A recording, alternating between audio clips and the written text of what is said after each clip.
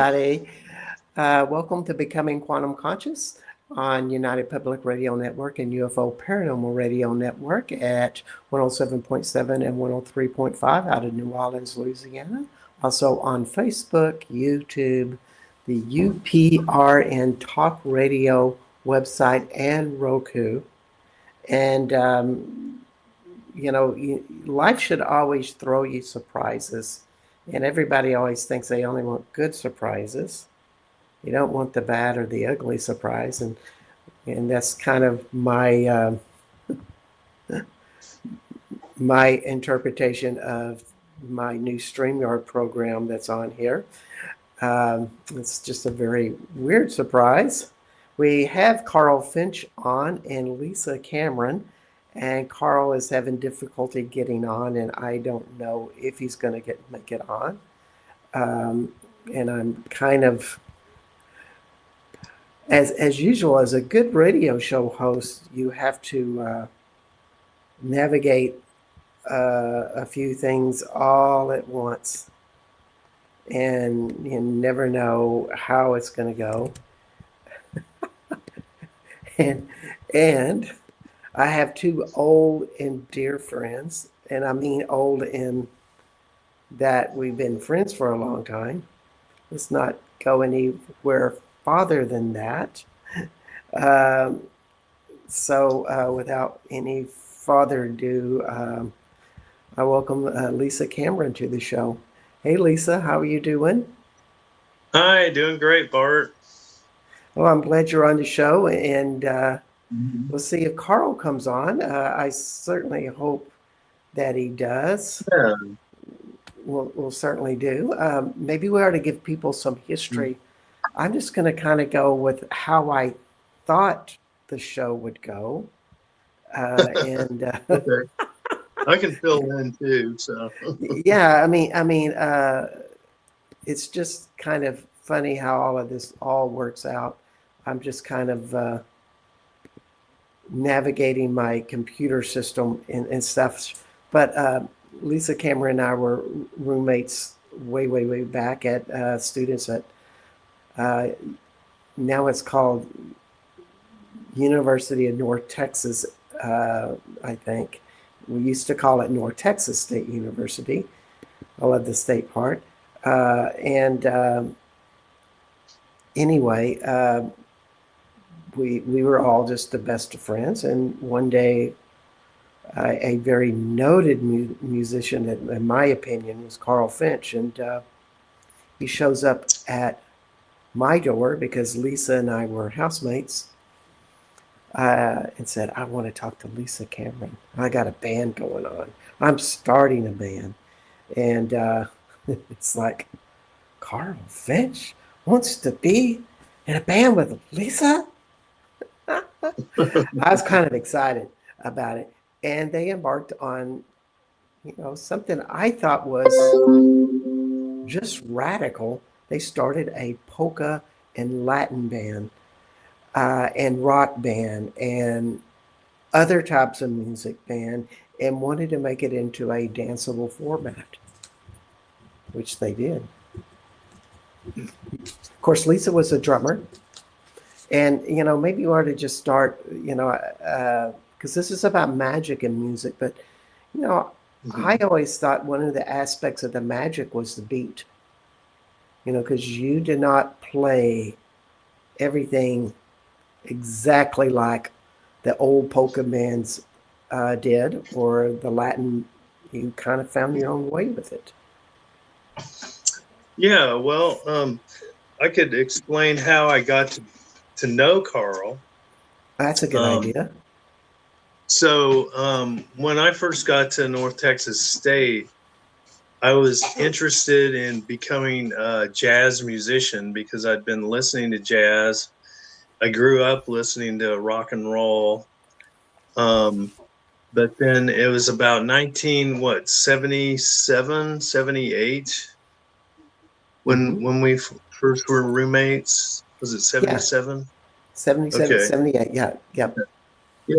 Okay, and at that time, there was a lot of musical upheaval.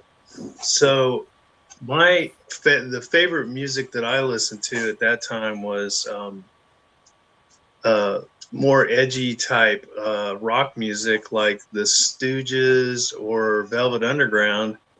And I was in Denton, and there, I was supposed to be playing jazz and listening to jazz, and I really hadn't had that much of a background of it. But then I found these people that wanted to play music, so we started a band called End Over End, and it was a band that we did covers of different bands that we like we did a Stooges cover, we did Blue Oyster Cult, we did Patti Smith, we did Television, we did and that kind of music. Yeah, Uh, yeah. I the remember the band.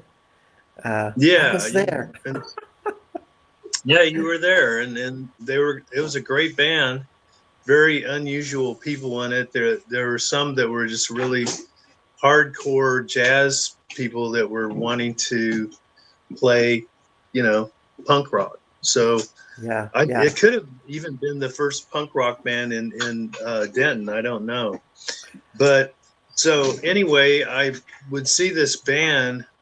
This Carl Finch had a band. He was an art student, and he had this kind of a performance art band that was called Room. And Room was very interesting. They would have like a situation, like almost performance art situation, where I remember one time they had a show, and they were uh, they were hidden somewhere, but they were streaming. The actual show were video monitors in the um, um, The the stage. auditorium. Right. Yeah, the stage. I You at that remember one? that. I was there. I mean, you guys played in the Yeah. entryway in this little bitty small entryway, and we packed in there to see you Right. guys, and then we're going. And then after that was show's over, oh, we're going to go down into the theater. Uh-huh. Literally, it was a movie theater, and there was no Yeah. band set up there. There were 6 televisions. Right. And that was before I was in the band.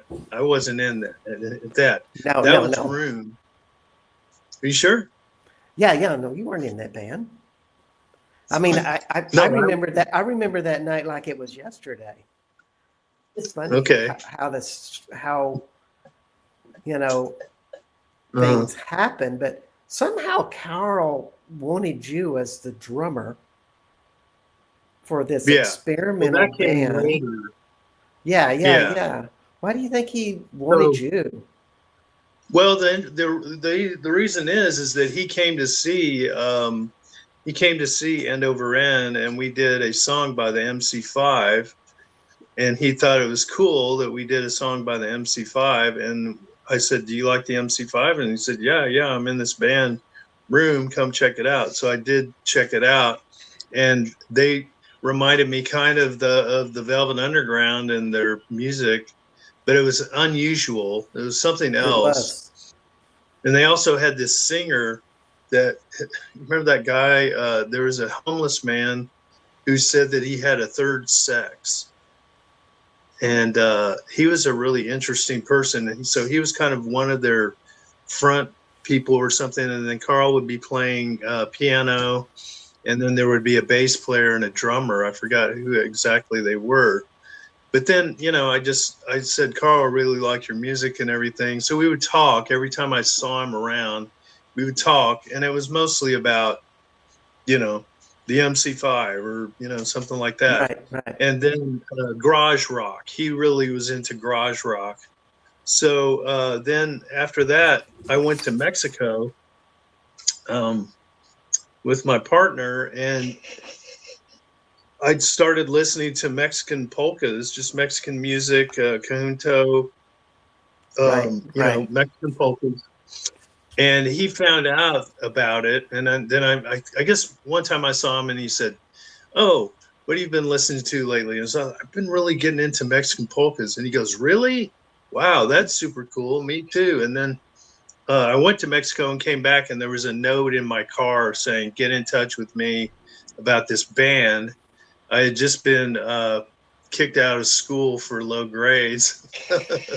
So I was thinking, okay, so I'm gonna get in this band. And then so I came over there, and he said he wanted to do this polka band, and he wanted to do a band that just played polkas and waltzes, and we were going to tour the entire Texas State mental health facility situation.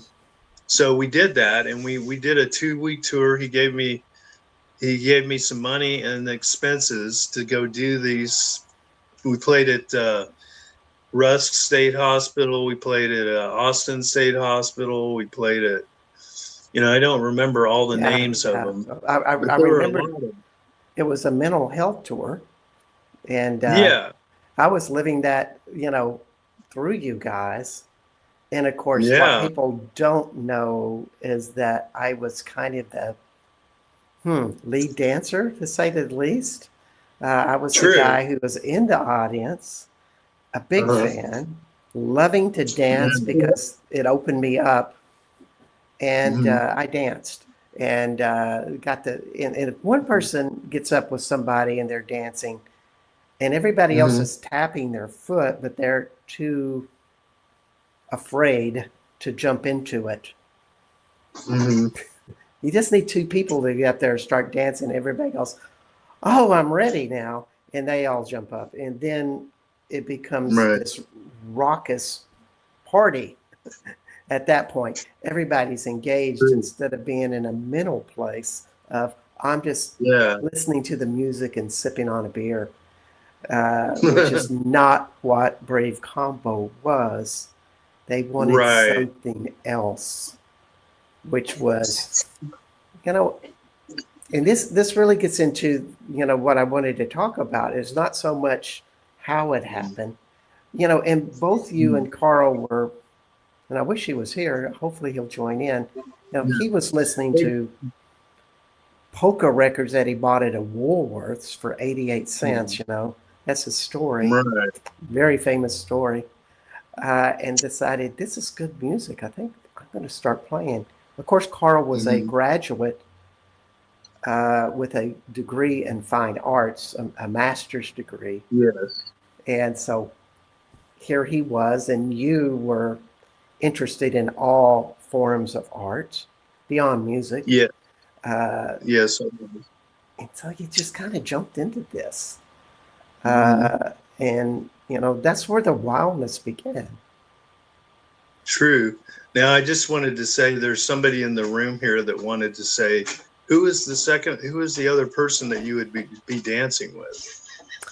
A lot of times with Leanne Cameron or Leanne Simmers at the time. Yeah, I think that's the person who's here. Hi, Leanne. Yeah. Can't leave me out. That's all. So Hey. So Carl, well, anyway, about the polkas thing, Carl told me that he was really tired of what was going on in rock and roll. He did not like classic rock. He did not like popular music. And he said he wanted to make it so that people would love a music that was played that were traditionally hated, like polkas and waltzes. And so he wanted to make it so that people would like that and enjoy listening to the accordion, which was, at the time, was the most hated instrument. And, also waltzes, where, a lot of people don't connect waltzes with any kind of energy or anything, but actually waltzes had a lot of energy, and polkas definitely had energy. And they were, a lot of times polkas were like a sexual energy. So that's what you would do. You would go polka with this woman and then maybe go home with her later or some other time. But that's what the whole thing about polka was. It was kind of it was like a dance to get you interested and moving. and that kind of thing. It was almost like punk rock in a way. So that's really interesting that we were in the same time where, you know, people were pogoing and moving around to punk rock, and then also Carl discovered this whole thing about these polka festivals, and we would go to these play these polka festivals, and people would just go nuts. And that, you know, most polka bands at that time were just kind of like doing the traditional thing, which you know was kind of not too exciting, really. It was just kind of like just this kind of thing that they would do traditionally. And then when we came in, I had all this extra energy that I put into it because my favorite drummers were, you know, rock drummers. So I added that in, and I also added in other things that I was learning about Latin music and reggae and you know, African music. And so I Yeah. just decided to just pull that all together. And I think that this was, in a way, an act of magic, because it was the first time.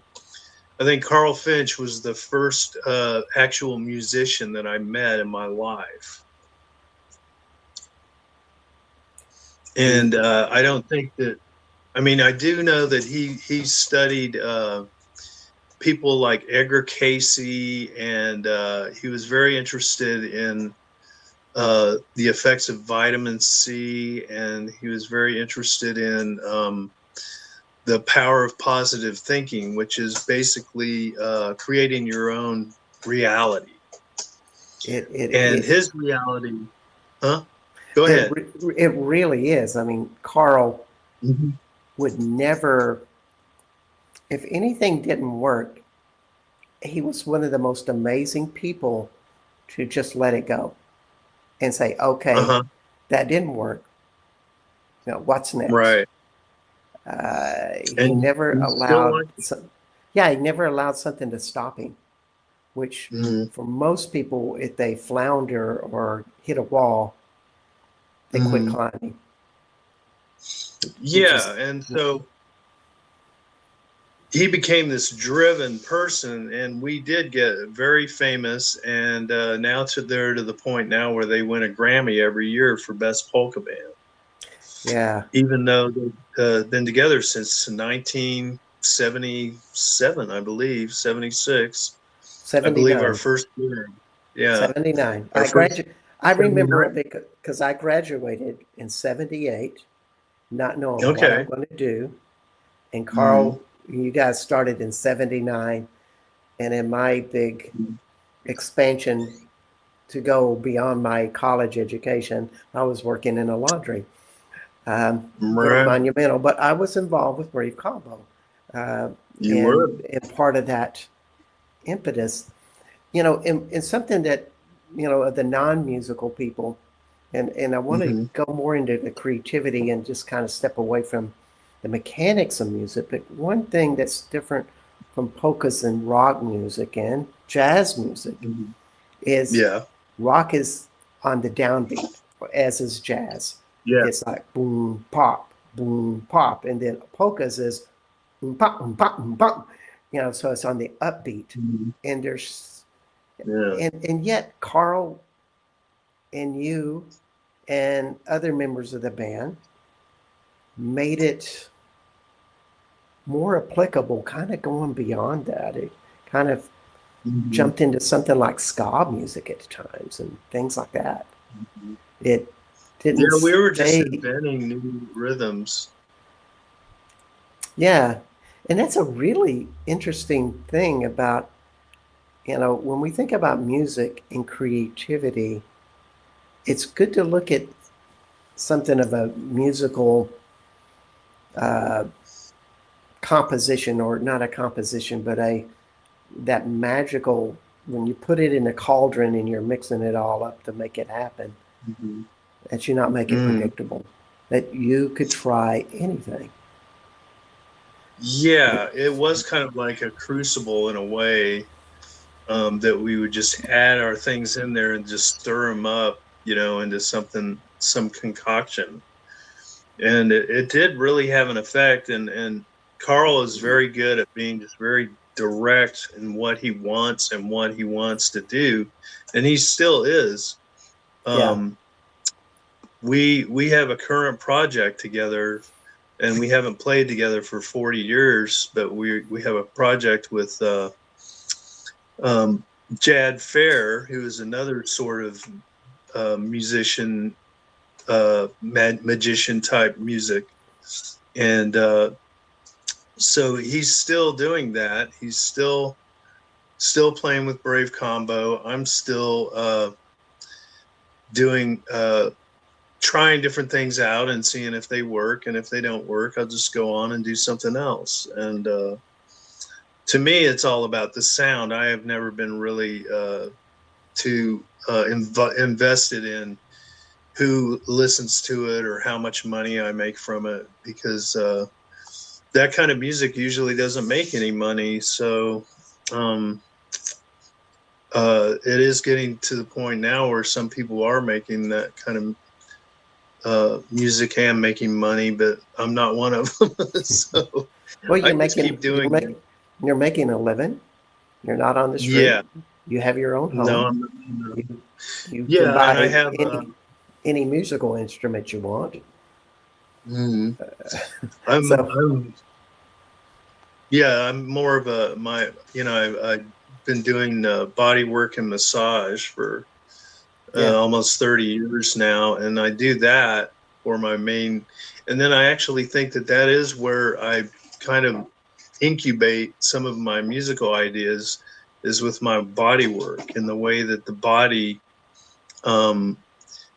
responds to different pressures and different rhythms. And so somebody yesterday, I was giving them body work, and they said, this is like music. And she was a musician, Mm-hmm. and a really interesting one, but she noticed these different, things that I told you about, these different parameters or whatever.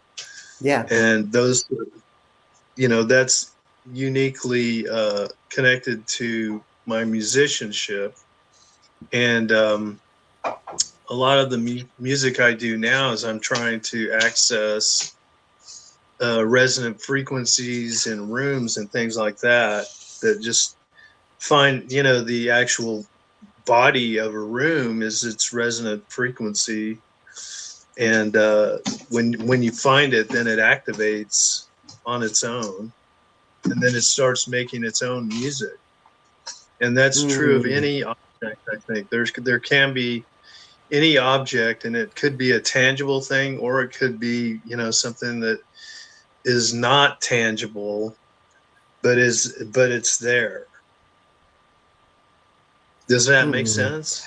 It does, and it just brings up a lot of questions because body is like a music in that it has a vibration, and you're basically responding to the vibration, just as you're responding to a room with that, and which really takes you to the point of, well, what about an audience? When you're out live, is there something that you kind of perceive out into the audience or feel in the audience that influences what you're going to do? Or I would invite them to even walk around and listen to the things that are happening in the room. But that doesn't often happen. But I do say, you're free to wander around and listen to the different frequencies as you go into different parts of the room. So that doesn't have a lot to do with drumming, but to me it is kind of a magical act, because it's somewhat of a ritual, because you're trying to find inner things in something that isn't really obvious, or that aren't really obvious. It's kind of an aspect of feng shui, in that we design our houses and our rooms to have a certain flow. But you're saying at any given time, it's always changing. Bodies change. And you seem to fit into that type of reality or that type of Mm. awareness. Or it just seems that's where I am right now. And I still play in the rock band, like I'm in the rock band ST37, which is pretty danceable, as you found. Yeah, yeah, it And is. I'm still connected to the drums and rhythms and that kind of thing. But I also have always been interested into rhythms that kind of put you into a trance. So that would include like African music, like Moroccan music, or even some Latin music will do that. Yeah, Uh, yeah, when you get into these salsa rhythms that are just so complex that you're just transported somewhere into a dance.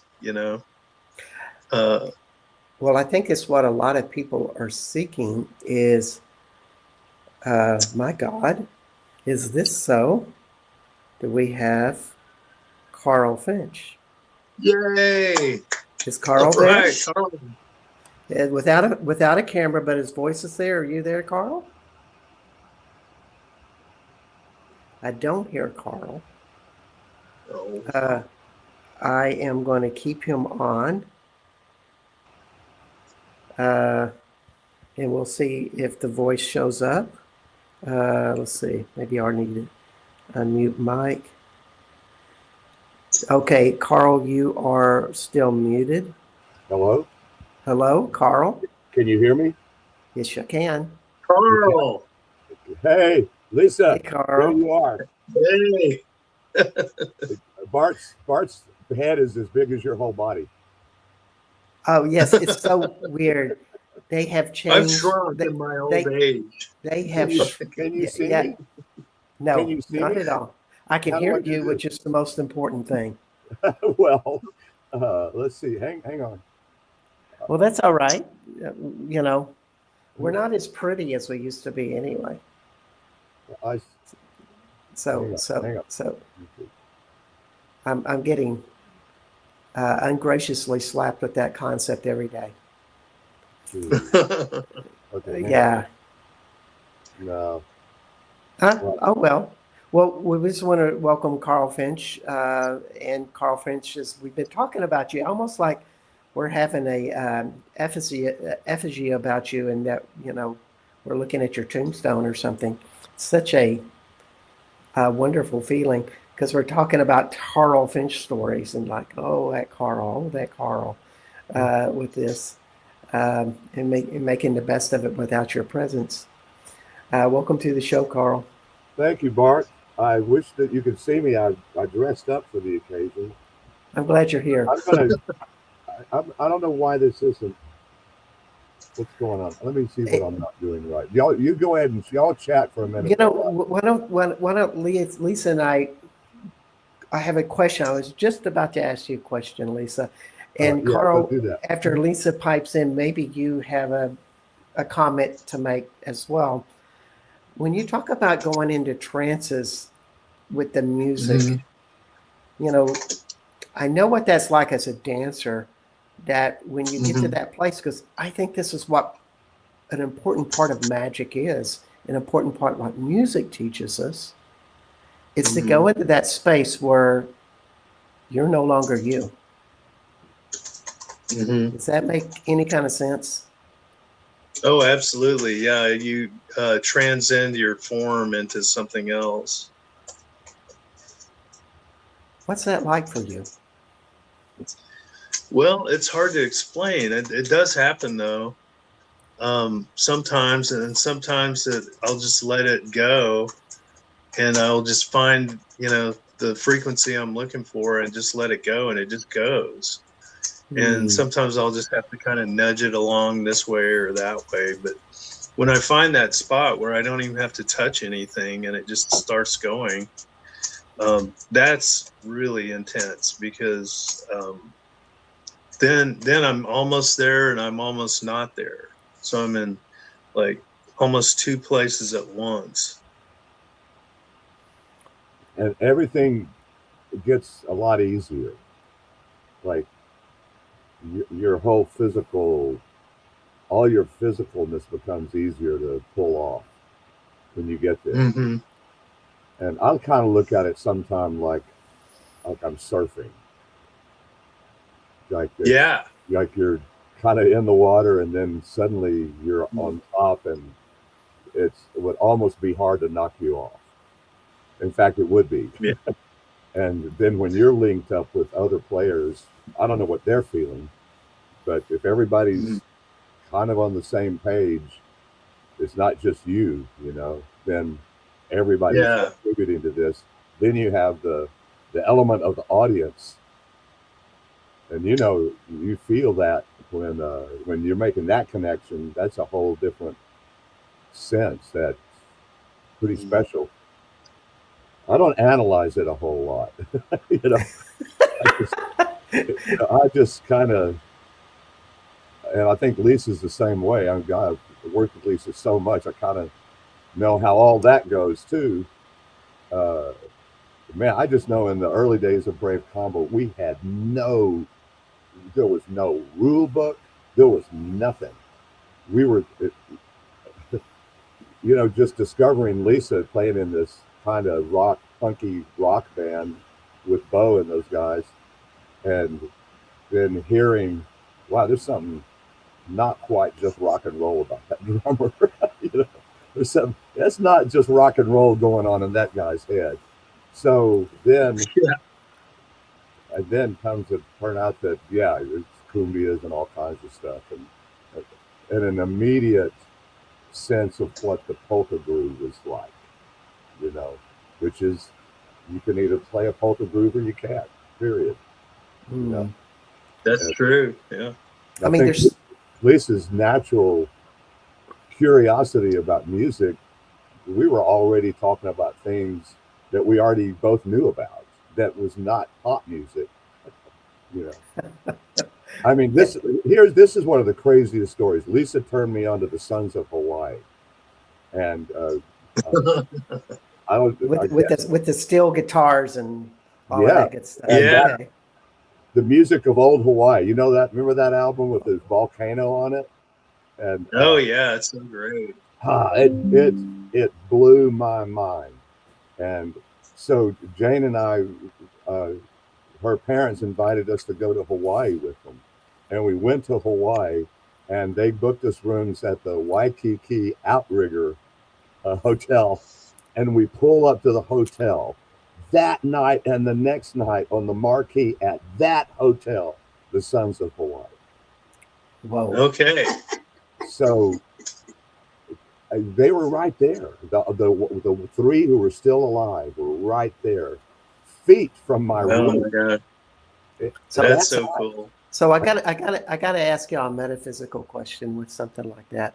Here you are a musician and you spend years developing these skills and techniques. And it starts as a very intellectual thing, you know, you learn notes and all of this technical stuff. And then you get to a set of mastering, you get with the right set of people, and you're playing the music that seems to resonate with you, and you lose yourself. You go into this reality that we're talking to. Does it seem to open like a kind of synchronicity with life that you run into the sons of Hawaii when you start to adore them? I mean, does that stuff happen all Um, the time? well, yeah, I mean, I think so with both of us. I think that does happen. And I think that you after a while you become a magnet for that kind of activity. Like I Mm. just keep meeting people that really inspired me, like, Carl Finch always inspired me. We were talking about Room earlier, Carl. How that's how we met, I yeah. think, Oh is wow. I Yeah. would go see Room and I would think, wow, that is the most Velvet Underground thing I've seen in town. And then you came to see End Over End, and we played MC5, and we talked about that. So Yeah. it's yeah, it is. And then you start magnetizing yourself. So then all of a sudden I get this call to come play in Austin with Rocky Erickson. And Rocky Erickson is another type of magician type musician. And then I moved down here, and I probably, you know, there's so many musicians down here that it's easy to get lost in it. And I think I got lost in it. But Yeah. I met really magical people, like Daniel Johnston is another one. And then you met David Byrne, and David Byrne had a huge influence on your career. And you met, some Of of the your, of the Yeah, I mean, of the talking heads of David Byrne, if anybody's wondering. yeah. yeah, I think that the word magnet is it, and I've thought about Yeah. that a lot. Like, this Mhm. has been a Brave Combo has been a ridiculous career. It's just, uh, I mean, I think I talked to Bart about this the last time, but uh, Mhm. I put a lot of stock into uh, sort of a behaviorist thing I went through before I even met you, Lisa. Before Brave Combo, well, probably if you saw Room, it was at the end of Room. You know, Oh, okay. I was starting to wonder why we weren't supposed to judge. Like, why are we not supposed to Uh-huh. judge? Like, I know everybody says don't do it, but and if you, it's a common theme in all religions. It's kind of the central theme in all religions is getting to this place that you're not judging. And Uh-huh. I wanted to know why. And that's when I did this behaviorist thing where I stopped using judgmental words like good and bad, right Mhm. and wrong, mainly, but even subtle judgmental words like proper, improper, uh, appropriate, Mhm. not appropriate. You know, however you could break it down, where the judgment came into the picture, and I became pretty ridiculously obsessed with this, frankly. And then once I started feeling the effects of that, I Mhm. I absolutely became a magnet. And then Mm. things that I wanted to happen, as squirrely as this sounds, squirrely. Even meeting Uh, Dave, when I met David Byrne 2 weeks before he got in touch with me, I thought I need to reach him because he's one of the two or three big pop figures who are actually, I think, really interested in music from other cultures and the influence of something other than pop being the beginning and end of it all. You know what I mean? And so Definitely. and two and and two you know what I think you guys are talking around that you're not saying is there's just kind of two forms of music there, which one is we want to follow our soul path, our creative path, something inside of us that makes us feel alive, and that's the magic of music. And then there's Mhm. other people, and we see this even particularly today with all the computer generated rhythms and backgrounds and everything being Mhm. perfectly in harmony. It kind of makes you fall asleep. Um, but it's that division, and I think that's why I wanted to do Mhm. this show with you two is, you know, you guys chose the road less traveled and Yeah. see what that And was. I continue to do that. I try to find the road that's least traveled, for good or for bad. I mean, I feel like now I'm playing with the most amazing musicians ever now, including Carl and the project that we have with Jad Fair. I'm really super excited about that. That's another instance of magnetism where I was magnetized to those two, and I just had this feeling in my mind that it would be a good project to do. And so then I approached Carl with it, and then I approached Jad, and we did it. We recorded in Denton, and that was a couple of years ago. And it's finally being mixed now. Well, we can't wait to have that come out. Now, we could find that record at bravecombo.com. Is that right, Carl? Well, when it happens, and just so to add to that, and I can tell Lisa this right now, the engineer I'm working with here, everything's rough mixed, and you'll be getting, Lisa, you and Jad will be getting, the tracks sound very good. Mm. And Okay. Jeffrey Barnes came in and added, Uh-huh. I mean, man, if there were ever a time that Jeff and Lisa could be in the same band at the same time, Uh-huh. where they could, these are two people. Lisa, I know you spend a lot of time floating in that place that I do as well.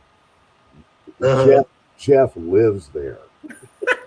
Oh yeah, I know he does live there. Yeah. And the stuff that he added is really good. It's pretty cool. Yeah. And to think of, and to give the audience a little bit of background with Jeff Barnes, of course, lifetime musician, has played in Brave Combo for 43 years, something like that. Something like that. Yeah, something like that. He's one of the most disciplined musicians you'll ever meet, but also to say that he's way abstract is being a safe assessment there with that. But you know, when we talk about this to the audience, you know, it's like the question I have is, how can you open your creativity to that vibration? You know what? I dance and I'm in that zone where there's nothing but me and the music and my body following it. There's a vibration that goes through my nervous system that is healing. It's electric. And I think it applies to all of my projects that I do. And for those in the audience, I just invite you to jump into that with that. And also, I wanted to tell everybody that you are on Becoming Quantum Conscious, and my name is Bart Sharp at United Public Radio Network and UFO Paranormal Radio Network, 107.7 and 103.5 out of New Orleans, Louisiana. We are with Carl Finch, creator of Brave Combo, and the first drummer in the band. So, also part of the creation of Brave Combo, Lisa Cameron. You can find Carl's work of Brave Combo at www.bravecombo.com. And Lisa's, you can find Lisa's work at www.st37.com, one of the bands that Lisa plays with, and other links. Lisa Cameron has, God, you have traveled with more bands, been on the road more often than anybody I know. Yeah, it's still happening. You know, and what gives you that drive to just keep going? You know, both of you, what is that? Well, one thing I discovered during the pandemic, that the most important thing to me was my art, and that everything else is secondary to that.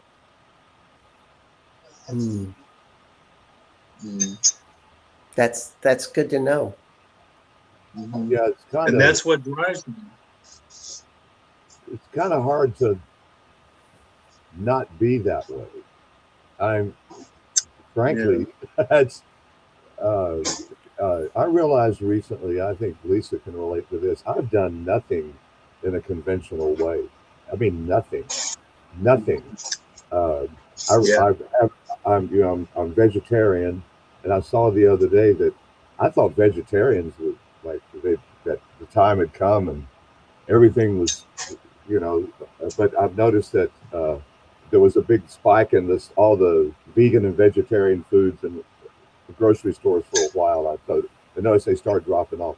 So only 5% of the population is vegetarian. which I was, that was shocking to me. But like, I don't even Wow. sleep. I don't even sleep a normal schedule. Uh, I mean, nothing. We've done nothing, and we can't. And I think Lisa can relate to that. Like Jane and I, my wife and I, we can't do anything the normal way. And that the road less traveled, man, music. That road less that road is the road, the only road that attracts me. Yeah. You know, it is. It always was. Yeah. Yeah. And I can't change that. I'm Well, not. Carl. Yeah, go ahead. Oh, go ahead. No, nothing. I'm No. just. Okay. Well, we were talking earlier about you and how I told Bart that I thought that you were the first person in my life that I would consider a magician because you were just making everything happen. You were creating your own reality, and I was also reading about doing that, with Robert Anton Wilson and that kind of stuff, and Carlos Castaneda, I guess back then, creating a separate reality. And I think that you were one of the first persons that showed me that it didn't really matter what people thought of you. You just do it, and then you would do it with such finesse that everybody would want to do it. Wow. Well, And I thought that was amazing. I'd like to add to that. He does it with good manners. There's no rebel in Carl Finch that says, "Well, you're not my type of person. Bite me." You're playing. Very You're playing these inclusive. polka fests to all of these redneck Mhm. Texans and raising the vibration out there with them. Whether they know it or not. Yeah, we played those early polka fests, and those people were very wary of us. But when we brought people to the polka festival, then they changed their tune. It was like, okay, well, I guess, you guys can do. We were getting letters from people that saying we were destroying their music. I even still have that one letter that guy wrote from Minneapolis. oh yeah, yeah, yeah. You remember that one? I still have that letter. Okay, we're doing something right. Yeah. We got a lot of hate mail in the beginning. The more Yeah. popular we got in the larger polka world, that the percentage of people who were wary of us also grew. But man, it only it just takes 40 plus years. You'll win them over. Yeah. Yeah. Just stick with it for 40. But that's a good point though. How do you separate the music from people's tendencies so everybody can come together in the same place, no matter where they're leaning in any way, no matter what it is, politically, religious, their preferences, whatever. And part of the thing that I've been trying to communicate to the International Polka Association, and I'm good friends with all those people that's out of Chicago, and they're the main sort of pulse point, is how you can play polka music without any tribal, ethnic heritage influence. So it's there with it's not Czech, Polish, German, none of that. It's just the music. But take away all your outfits, take away the food that you associate with it, take away all your grandparents' stories, take that pride and put it on the shelf. All of it. Wow. Completely. And This is such a great acronym for life, Carl. Well, I mean, Lisa and I didn't have that in our background. I didn't know anything. We didn't know anything about that stuff. We knew more about cumbias. We knew more about that going that we didn't know much at all, other than, wow, this is a cool music that's been outrageously maligned by pop culture, the most misunderstood stuff.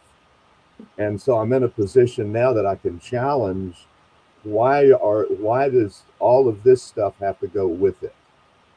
Is that the only way you're keeping this alive? It's attached to Oktoberfest and Lederhosen or sausage. You know, is that it? How about if we can the world of polka imagine the music without that? Then we just kind Uh, of get into the energy of it and let it maybe Yeah, transform us. right. Exactly. Not you see, for you, it's simple. You don't care. It doesn't matter. Yeah. That's part of their challenge to not judge, Yeah. to break the wall down. You know, true. you're the goal. You're everybody's goal. You Well, are. I still add it. I No, I mean, then as an audience, as a person in the audience, and you do a lot more. You're not just an but you're open. It doesn't matter to you. We could play Ja. We could play anything. A Brave Combo. We were all over the place. It didn't matter to you. You weren't. Oh, I don't like that kind of music. That's the goal. well, I think it's like learning how music takes you on this like this wave, and you jump on the wave and you learn how to love that wave, and you want to be an active expression along with the musicians. Therefore, you dance, Right. But and that's my level. it's simple as that. Yeah. We only have 3 minutes, and I'm sad to say. Uh, Anything you want to promote really quickly about what's going on in your life that think's important, like gigs or Oh, projects or something else? okay. I'll just throw this in. I talk too much, but the other half of my life is rescuing animals, and I am deeply, deeply involved in that. I have a cat. Hang on a second. Oh, you can't see me. I have a cat right here at the office that I recently rescued. But I'm telling you, it's 50% of my world is looking for discarded, desperate animals in this hunk of downtown, and then tending to them, finding them, and tending to them. And that's I will for myself. This opens up the next level. That's all I can say. For me, it's Say, daily horrible physical sacrifice. I go out at midnight every night, no matter how horrible the weather is. Man, I'm out there with these cats, and they are coming to me. So anyway, that's all. service is a higher part of love. That's all I can say. And you have served so many of us, Carl. Much gratitude is huge. Well, and Lisa, anything that you want to put out there, like this is what I'm doing these days? We've got Well, 45 I am seconds. really excited about this project with Carl and Jad. Yeah, that's the thing. I think yeah, I can't wait to hear what it sounds like. I haven't heard it yet, really. I think we all do. Now, you can go to Brave Combo when this comes out and buy it, everybody. Also, you can go to Brave Combo's website and buy their records, see where they're playing, read Carl's newsletter. But more importantly is buy all of these amazing recordings they have. Lisa, you're on ST37's website, but imagine if we Googled you. You travel all over the United States with various bands. Yes. It's an incredible testament of who you are. Well, it's daunting, but I keep doing it anyway because it just seems to me to be very important. And whether it's based in any kind of success doesn't really matter to me. What matters to me is the sound that comes out, and that's what I'm all about, is the sound. Yes, and we have to stop. We just wish everybody the best. Thank you, Carl Finch. Thank you, Lisa Camera. Bless you.